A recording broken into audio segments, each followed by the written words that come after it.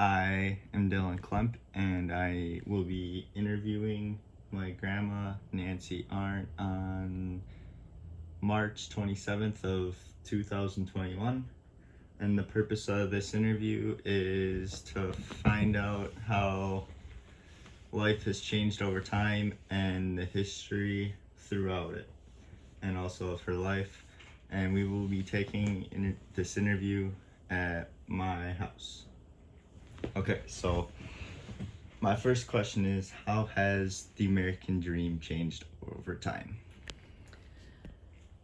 Well, I guess right now the American dream is for all these immigrants that are trying to come over from other countries, Honduras, and coming through Mexico, trying to get into the United States so they can find their American dream of just having a better life. Um, and I guess really it probably hasn't changed because everybody wants to have a good life. And that's just what you're looking for in the American dream. Other countries, you may not have the freedom and you may not have the resources, the money, the way of life that we're able to have here. Do you think they have a similar American dream to us with having a wife and two kids and a house and that? Oh, yeah, they're just looking to make things better for them, be able to own a house, get a decent job where you can have a car and a house and be able to buy food and provide for your family. I think that's everybody's main dream in life. Has your American dream changed over time? Yeah, when you're younger, and again, your American dream is having a good job where you can afford a decent car, buy a house, have a family, do the things that you want to be able to do. And then I guess once you've reached those goals, you kind of maybe want to improve. And some start thinking of maybe starting their own business, trying to do things where you're working for yourself instead of working for someone else and letting them make more money. If you can do it for yourself, you try and come up with something where you can have your own business and work for yourself. We've tried several different things and did them for a while off and on. Sometimes they work, sometimes they don't. But as you get past that stage, now when you're in retirement stage, you're just looking basically for survival and hope you saved enough money over the years that you can retire and still be able to live a decent life and travel places and do things that you can enjoy doing.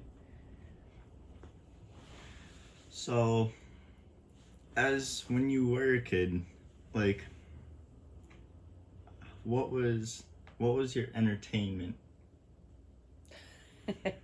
When we were kids, our main source of entertainment was bicycle riding, roller skating, jump roping.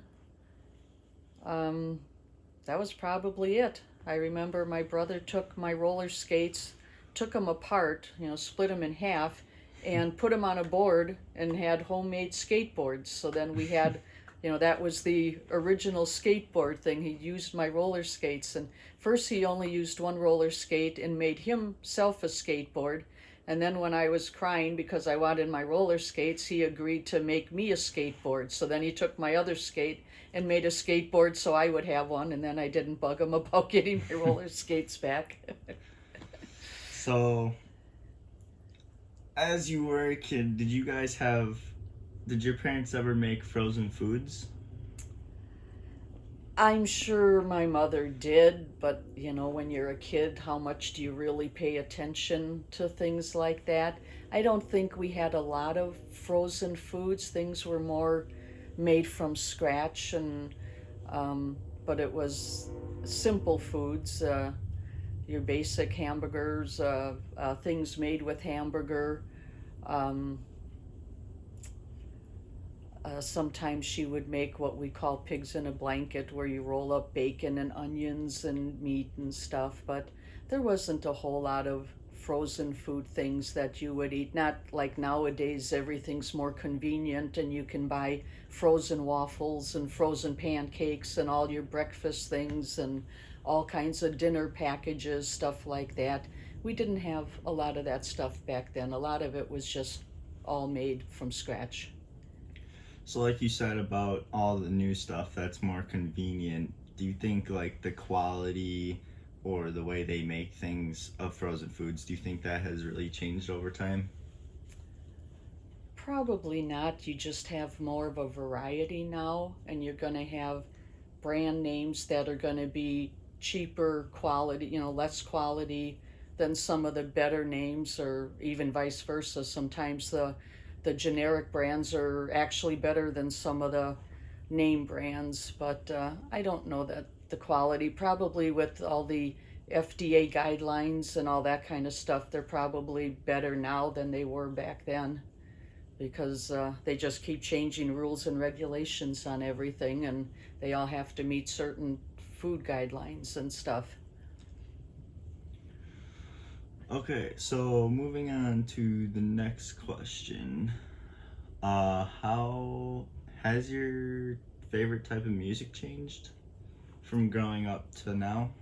Yeah, when you're younger, you're into the more what the current music is. The back in my day, it was the Beatles and Elvis Presley, and uh, my father used to complain about all the loud rock and roll music, and that rock and roll was nothing to what came after my generation when you're in all this rap music and really hard rock and roll music. That was totally different. And uh, then later on, I guess you kind of get into the country music and go through that phase. For me, there was different phases of music that I went through. Now I listen to everything and pretty much like all of it except rap. Do you think the music has become better, or do you like it better I back? no, back in the 50s and 60s, I think was the best music because nowadays it's I don't even listen to the new music nowadays. It's just too far gone for me. Just watching some of the things on TV, it's like I don't even consider that music. I like the good old fashioned stuff where you know what the song is about, you know what they're singing, and it's a decent song and decent melody to it. Do you think you're able to relate more with music that you listened to back in, say, the 60s, 70s? Do you think you can relate to that more than what you can to, like, growing up listening to more modern music, like in the 2000s?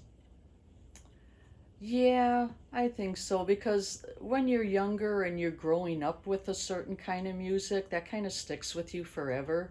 When you're in that teenage stage and you listen to the same songs over and over and they're drilled into your brain and you know them back and forth and you can't remember what day it is, but you can sure remember the words to a song back then. So the stuff after the generation, well, you're working all the time and you're just busy that I don't think you really zero in on music like we did back in our generation. So you said that your dad would always complain about the loud rock and roll and that. So how was like how was your home growing up? Oh, well, I don't know how to say that one. As far as what pertaining to what the I mean, there was 5 kids in the family, so my sister and I shared a room, and my 3 brothers shared a room until my dad put an addition on the house with another bedroom, and then my mom and dad had that bedroom, and my oldest brother had his own bedroom, and we lived in Milwaukee, and it was city streets, and back then. You come home when it gets dark out. Everybody knows when the street lights come on, it's time to go home. And you weren't afraid to be walking around at night. You'd come walking through the alleys and, get yourself back home from your friend's house and ride your bike or, whatever you're doing, walking. And we did a lot of walking back then. And you really weren't afraid like nowadays. You don't know what you might run into. Yeah. It was a lot more peaceful. You didn't even have to lock your house. You'd go away for hours on end and your doors would be unlocked and you weren't worried about anything. It was a lot more stress free back then than it is now. So with all the walking that you guys did, I take it you guys walked to school as well. So how so with high school, like, do you think the teaching how that was set up, do you think that would be easier than how we're being taught nowadays? Like the way that they're schooling? Yeah, it was probably better. By the time I was in high school, we had bought a house out in the country, so we actually were bussed in. When we lived in Milwaukee, we did walk to like middle school. That was just a couple miles down, so we walked to middle school all the time, and that wasn't bad. The teaching, it's probably not a lot different than teaching nowadays. It's just a matter of what they're teaching versus what they did back then. But we had gym class and we had archery and, different, and that's probably all the same kind of stuff that you had now. There were football teams and your cheerleaders and all that kind of stuff. So I think a lot of that's basically the same. So growing up from the time I wouldn't say that you really got into it, but over the time with the government, has there been like major rivals between Democrats and like Republics as pertaining like nowadays? Has there been like that big type of rivals between them? There's always been rivals between Democrats and Republicans. They just can't seem to work together. I think right now it's a whole lot worse than it's ever been in the past. And people don't respect things the way we did back then. Um, the presidency back then, you just respected that position, and it didn't matter if it was a Democrat or a Republican president, you had respect for them. And nowadays, there doesn't seem to be much respect for anybody or anything. The world, to me, has just gone crazy. So, like you had said, so JFK he was like a mix between Republican and Democratic, but more towards He was Democrat. Democratic, I Yeah. believe. Yep. So when he got assassinated, do you remember where you were, what was happening? I was in grade school when he got assassinated. I was probably in about fifth grade or so. Um, I remembered when they made the announcement, and I remembered they brought a small TV into the room and put the TV on so we could kind of watch basically history in the making. I think the teachers were more concerned about stuff because we're too little to really understand, I mean, we knew what was going on. And, you get home and you sit down and you watch the TV. Um, so you kind of knew what was going on. It was very sad. And I don't know. Like I said, you're kind of too young to really understand it. But yeah, I remember. I just remember being in grade school, sitting in the classroom, and then bringing in the TV and watching. Did you have any initial reaction to it, or Well, it was just sad. Very, very disrupting to see something like that happen. Hard to believe. yeah, a lot of Americans seem shocked about it. Have your parents ever told you stories about JFK or where they were when it happened? Oh, they would have been at work. No, didn't. I mean, other than I remember the Time magazine with the big picture on the cover of Time magazine. In fact, I might still have a copy of that one. But yeah, other than that, no. You watch the funeral on TV. Everything was televised on all channels and all three channels that we had. And you just watched them drape the flag over and the procession down the road and the big white horses and It was just unbelievable.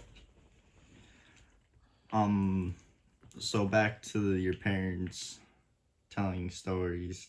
Have they ever told you stories about like the Cold War or the Great Depression?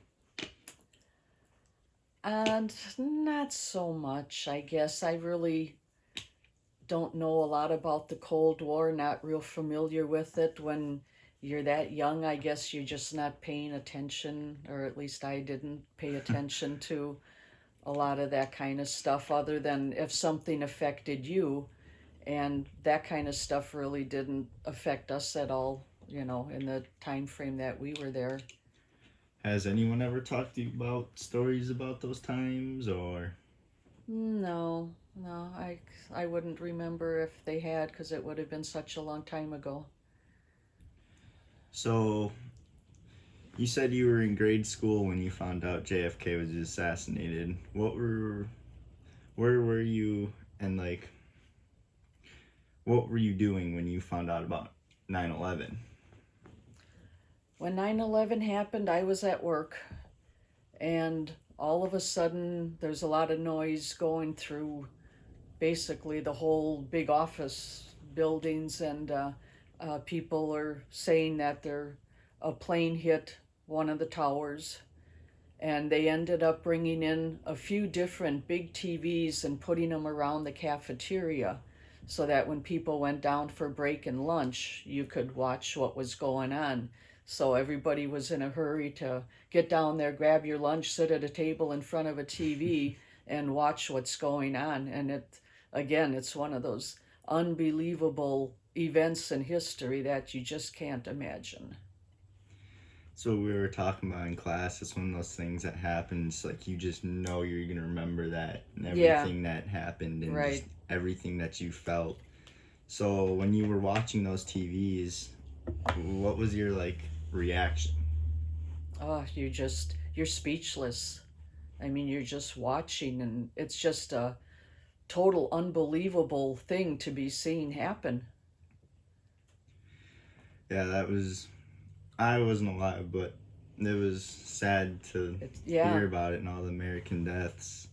yeah. That's when the towers later on. I mean, after you go down for a break and you see some of it, and then you're back at your desk, and then all of a sudden somebody says another plane ran into the second tower, and then after a while the tower collapsed. So everybody's on their computer trying to look on the internet to see what's going on, or I have to go down for a coffee or a soda or something, and trying to get down to the cafeteria area where you could kind of watch it on TV. But yeah, when those towers collapsed, that was just horrible. And then later, I found out I had a brother that's um, he does a lot of consulting and a lot of business. He was on a plane traveling to Washington, D.C. at the time the first plane hit the tower. And they had grounded. First, they told them that the airport had shut down and they had to, they couldn't go there. But they didn't know anything else. So they were landing. They had to land in Ohio, but they grounded all the planes so nobody could fly anywhere. So they ended up landing at Ohio, and then when they got off the plane, they could see on the TVs what was really going on and how the attack was taking place, and they can't believe it either. And here he was on his way to Washington, D.C. Then the plane hit the Pentagon, which is right there, and so that's kind of a scary situation. But they ended up, he was trying to rent a car, and because all the airplanes uh, had to get out of the air, they all had to land somewhere, so a lot of planes had landed, and all the car rentals were gone already by the time he went to try and after he figured out what was going on, and decided to rent a car to drive back home. He couldn't even get a car. But then I guess the airline decided to bring in some busing, and they got him on a bus and bussed him back to Milwaukee again. So that's kind of a scary thing to, know he could have been involved in that somehow if he would have been on the wrong plane at the wrong time. Yeah. You know, he could have been a part of that whole scene. So, as you know, after 9/11 had happened, SEAL Team 6 had gone and looked for Osama bin Laden. When you heard when he was killed, how was how did you react to that? I was happy. You hate to be happy that somebody's dead, but he was just one of those people that hated America so much, and you know they're always out trying to do bad things to us, and I guess I was okay with that. I was glad they caught him. So, off the topic of 9/11 and all that, how do you think fast food has changed over time? That's kind of funny because my first fast food was going to a McDonald's, and I was amazed at a McDonald's because I had never been. You know, it was my first time, and it hasn't changed one bit. Do you think the quality of the food has changed though? Like the way they create or make the food, or do you think the way they taste is different? Well, I'm sure they have more regulations nowadays with the food, but there's also a lot more variety than they had back then. You know, it was your basic hamburger and either a soda or get your Coke and or a shake if you wanted a shake and French fries. And that was kind of the gist of it. And now their menus have expanded. They have breakfast. They have so many different types of sandwiches, the chicken sandwich, and I don't even know what they all have, but it's a lot more than the options we ever had back then. You would just go in and grab a burger and fries and a soda, and that was it. Have you ever worked at a fast food restaurant? No. Where was your first job? My first job, actually, when I was in high school, I did on the job training program. So my first job was at an insurance agency. It was office work. And I worked for that agency for 13 years. And that's how I got into the insurance business. And um, yeah, I was there for many, many years. And after I ended up leaving there only because times were tough and he couldn't make a go of it as well as he had before, was having some money issues and ended up having to pretty much lay everybody off. So when I was laid off of there, I found just a couple of little part-time jobs because that was during the times where there was little jobs, the recession was going on and there wasn't a whole lot and people didn't want to hire you because you're overqualified.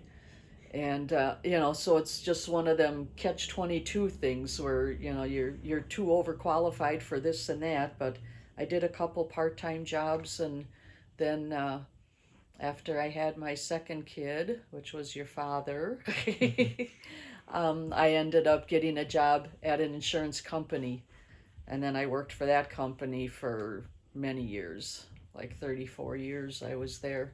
So pretty much my whole life was in insurance business, and it all started with high school with on the job training program. Did you ever go to college for that?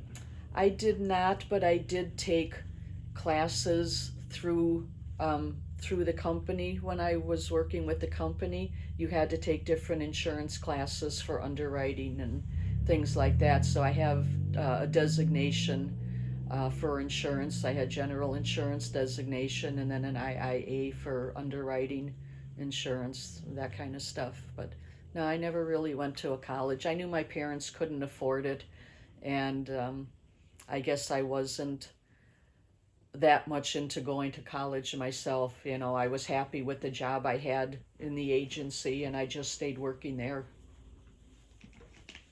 Do you remember what minimum wage was like? Back then, I think I think I was making somewhere around $2 to $3 an hour. And I remember my mom saying when I got hired and they told me what my wage was she had made a comment that I was almost making as much money as she was. So it was better for my generation than, it's like anything now. If somebody's working and now they want to raise minimum wage to 15 bucks an hour, and a lot of people aren't making that much now, and now you're going to have newcomers come in starting at 15 bucks an hour, and people that have been working for how many years are going to be making the same thing again. So I guess in a sense it's the same concept, it's just different generation and different dollar amounts. How do you feel about like prices, like let's say gas stations, like the prices for food there, like a candy bar? Do you think that like those prices going up, let's say it's like $3 for a candy bar now to say like 20 cents from back then, do you Oh yeah. think that like the cost of money has gone up a lot? Well, you got your inflation. Um, in proportion, it's probably similar. I mean, I think it's inflated where it is still costing you more money, but your income levels now are more than what it was back then. But I remember we would walk down to the drugstore and we'd get six candy bars for a quarter. Six candy Six bars for a candy bars quarter. for a quarter. That was the deal. And they were decent sized candy bars. Now your candy bars have shrunk to half the size and you're paying, how many more times the cost of what it was. But you also look at your income level and you're making more money per hour than you were back then. But I remembered when I had my driver's license and I had my first car and my girlfriends and I would go someplace, each one would give me $1 towards gas. So I'd have about $4 for gas and I'd fill up my tank and I'd have change left. Gas was a quarter a gallon. Jeez. So, Wish they were still like that. yeah, me too. So, with you saying that you almost made as much as your mom when you had those jobs in between, did you guys ever have to ration out your food? I don't know that we really rationed food. I know when I was younger, like I say, there was 5 kids and my mom and dad, and there wasn't always ample food. I mean, you each had a helping of this and that, and when it's gone, it's gone. And um, I remember a story my mom had told me one time when we were real little and they didn't have much money at all, and she didn't know where her next meal was coming from. And she had gone and was talking to the priest at church and just, trying to figure out what to do. And she said he actually took $5 out of his pocket and gave it to her so she could get us some food. So I know things were tough back then. It was harder then. I think a lot harder then than what it is now with people making the money that they're making now. And but the cost of food is going up and up. I mean, some things aren't bad. Milk isn't bad. Right now, the gas prices were doing pretty good, but they're starting to go up. They'll Sounds like they'll go up to maybe $4 by summertime. So that's not good. But if you look around, you can find deals, and I don't think people are starving so much like back then, where it was a little harder to make ends meet. So, growing up and the time as of today, do you know how many vacations you've been on? Well, when we were little, we really never took vacations much, just because you didn't have the money, you couldn't do that kind of stuff. By the time my 3 older siblings were out of the house, we were able to, there was just 2 of us left. So then we were able to start taking little trips. My parents bought a little pull behind camper, and we would take little camping trips and go to different campgrounds and do a couple things like that. And eventually we started doing a little bit bigger trips where we went to California one time to see my aunt. She lived out there and hadn't seen her in years and years, so we took a little trip out there camping along the way, and went to Washington, D.C. one time, went to New York and kind of saw some of those places. Um, And then eventually they got rid of the camper and just bought a little cottage up north. So then our vacations were always just going up north to the cottage. So on the topic of traveling, do you know where like your family's from, or like our general family's from? Like my grandparents and great grandparents, Yeah, do you they're know all if from they're Germany. Everybody was from, they were all German. Everybody came from Germany. And then I got one more question. Do you think it has been easier getting jobs now than before? Like you said, being overqualified? Well, that was kind of during the recession. I think there's a lot more businesses out there now. Walmarts are all over the place. You know, a lot of franchise places. Everything's just grown so much that there's a lot more places, more variety of places where you could easily get a job as a teenager, you know, to make some money.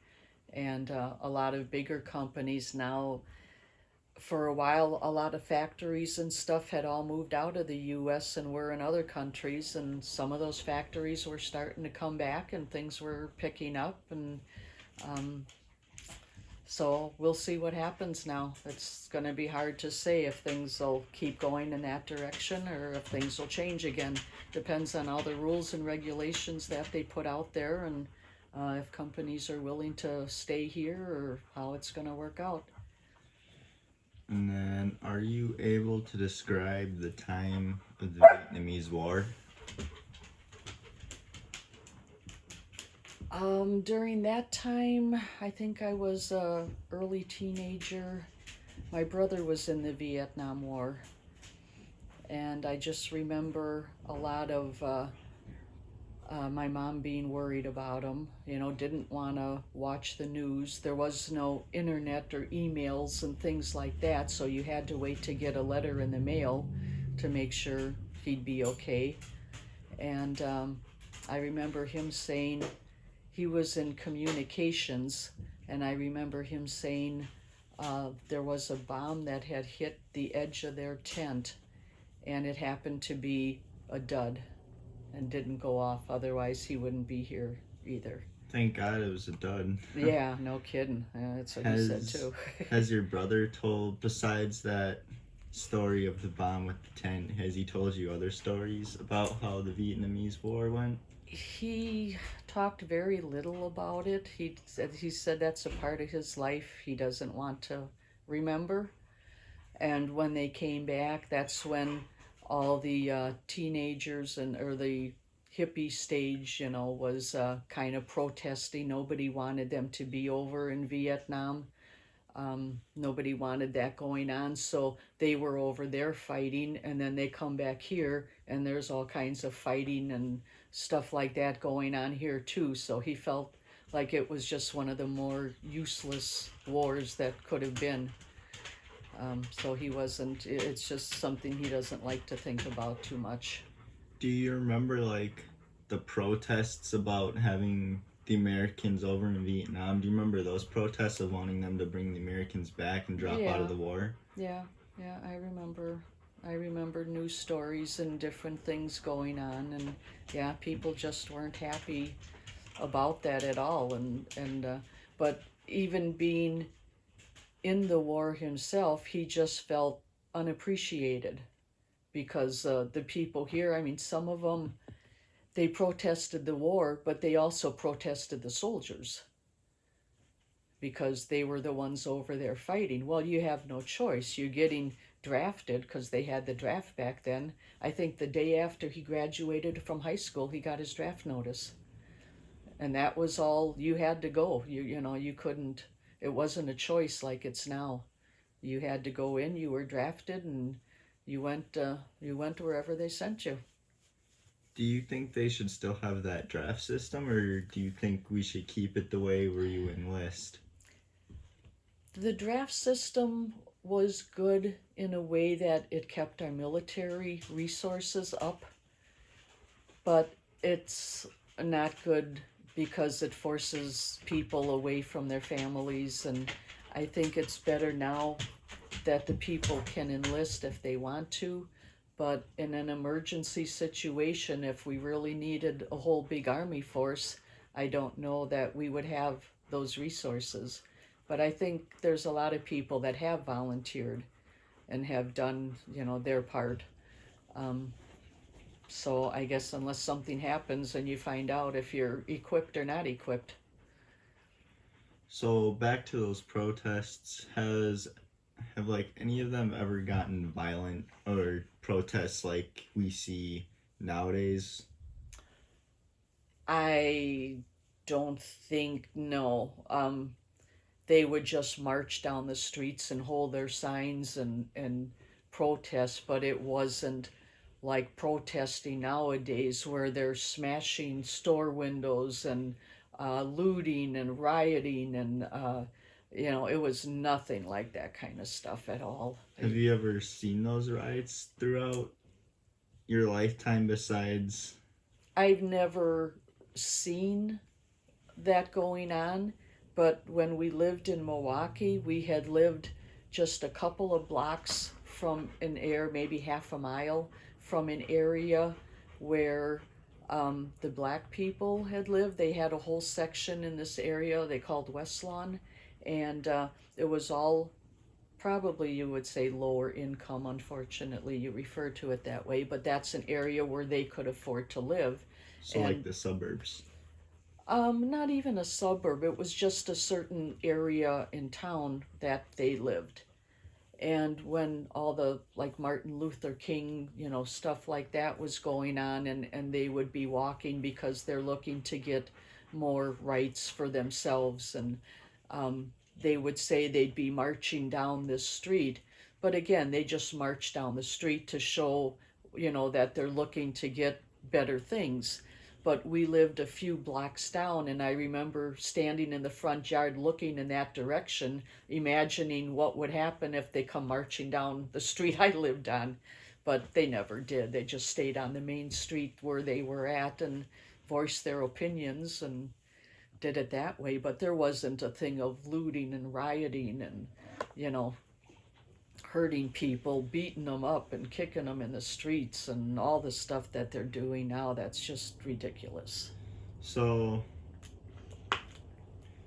with the voicing of the opinions and that, and them marching down the roads with their signs, do you think that the way the presidents over time, do you think the way that they address civil right bills or civil right movements, do you think those have changed a lot over time?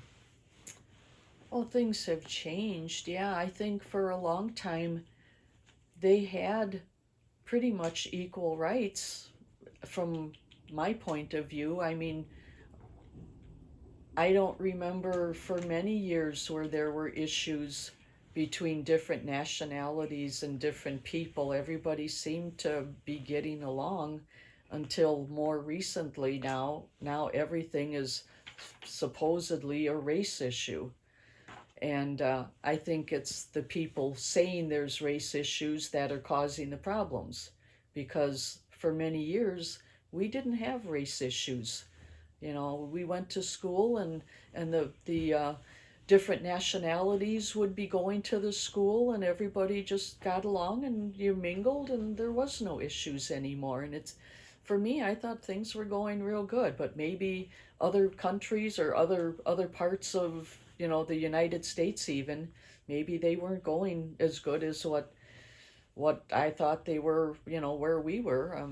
I didn't see a lot of issues anymore for many years until just more recently again, where everything's becoming a race issue. Everything you say, everything you do, it's ridiculous, really, because if they wouldn't mention this being black or this being white or this being Asian, I don't think any of that stuff would even be out there. The news media is causing more of the problems than anything. Do you think history repeats itself? I suppose, in a way. Yeah, I imagine you go, it seems like you go back and forth and back and forth. One generation you're going this direction, and then the next generation takes over and you're going that direction, and then after that you end up coming back the other way, and yeah, it kind of just goes back and forth all the time. All right, well, that was it for the questions, and I think this interview is done. So